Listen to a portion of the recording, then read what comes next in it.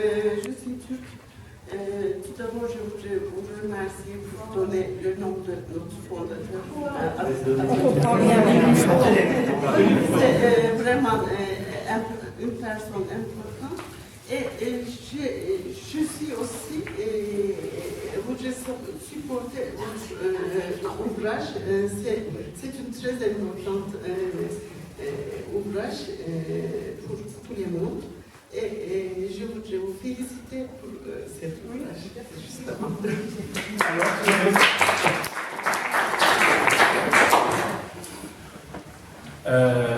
Bien, alors une dernière peut-être. Oui, bonjour. Parlez dans le micro. Je voudrais revenir sur la question du voile islamique, que vous décrivez très justement comme un outil de promotion de l'apartheid sexuel, ce en quoi je suis entièrement d'accord. Il n'est autorisé en France qu'à l'école et dans les administrations publiques. Malgré ça, il prolifère à une vitesse quasi exponentielle à Strasbourg. Il y a 30 ans, il était pas possible d'avoir un salon public. Aujourd'hui, quand on passe 3 heures en centre-ville, on en voit des dizaines et des dizaines, de plus en plus chères, de plus en plus poignées, de plus en plus couvertes. Dans l'indifférence, je ne vais pas dire générale, parce que les gens les voient passer, je veux dire, voilà, comme si ça n'existait pas. Moi, en tant que féministe, qui me suis battue pour les années 70 pour la libération de la femme, qui me suis baladée sur les plages seins nus pendant 20 ans, de constater cette régression massive, ça me donne des coups de couteau dans l'estomac à chaque fois. Je voudrais savoir ce que moi, en tant que citoyenne, je peux faire contre ça. Quelle est l'attitude à adopter dans la rue en face de ces gens-là? Comment est-ce que je peux continuer à accepter de voir cette augmentation, cette prolifération du voile sans rien faire et en étant simplement victime et de devoir subir ce phénomène sans rien faire? Bravo.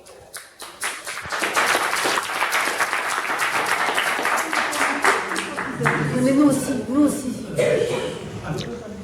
On répond et puis En fait,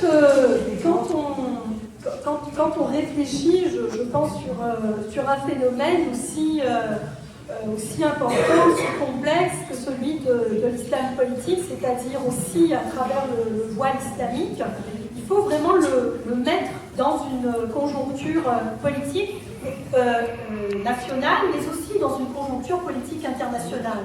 Parce que la solution, elle est ici, mais elle est aussi quelque part ailleurs, puisque vous n'êtes pas sans savoir que cette montée des voiles islamiques, elle se fait partout sur la planète. Je veux dire, elle ne se fait pas seulement en France, elle ne se fait pas seulement au Québec, elle ne se fait pas seulement en Grande-Bretagne, elle ne se fait pas seulement dans les pays, arabes, berbéro-arabes ou musulmans, mais c'est un phénomène vraiment international. Et il faut vraiment comprendre d'abord de quoi on parle et comment c'est venu. Et retracer un peu la progression, y compris dans les pays occidentaux. D'abord, il faut se rappeler que le voile islamique est une imposition, donc est une invention de Khomeini qui l'a imposée aux femmes de son pays au lendemain de la révolution islamique. Je veux dire, le deuxième geste qu'a posé Khomeini au lendemain de la révolution islamique, bon, ça a été bien entendu de changer le nom de son pays, mais c'était aussi donc de décréter l'obligation du voile islamique, donc sous peine d'emprisonnement et sous peine de 74 coups de fouet. Et donc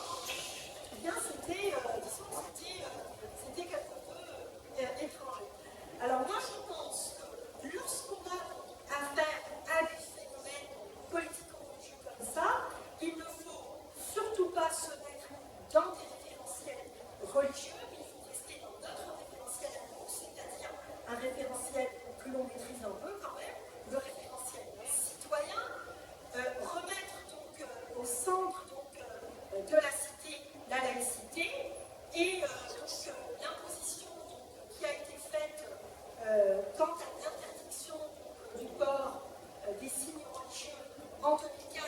On est en train tranquillement de revenir là-dessus parce qu'il y a des remises en cause et parce qu'il y a des trahisons. Donc pour moi, défendre les droits des femmes, défendre l'émancipation des femmes, défendre aussi la mixité sociale, c'est à travers la défense de l'école républicaine, de l'école laïque, mais c'est aussi pouvoir offrir aux femmes une destinée, pouvoir offrir aux femmes des outils d'émancipation concrètes. Et donc, je finirai là-dessus en disant qu'il ne faut céder aucun terrain, aucun terrain à ces organisations politico-religieuses qui, sous couvert du cultuel, ne font que de la politique. Et donc, il est temps de les démasquer, de les appeler par leur nom, c'est-à-dire des associations politiques qui ethnicisent les problèmes, qui embrigadent des communautés, qui enferment des femmes. Et donc, à leur bataille politique, il va falloir aussi qu'on apprenne à batailler politiquement, c'est-à-dire avec des idées, c'est-à-dire avec un référentiel, c'est-à-dire avec des valeurs, et puis il faut qu'on se réapproprie aussi quelques idées quand même. Parce que le terrain, nous l'avons perdu, parce que nous avons perdu aussi sur le terrain des idées. Regardez de quelle façon donc, on essaie de créer une espèce d'identité, de pureté de la femme à travers un code de pudeur, à travers un code d'honneur, à travers une façon d'être, à travers une façon d'interagir dans la cité. Bien, moi je considère qu'une femme émancipée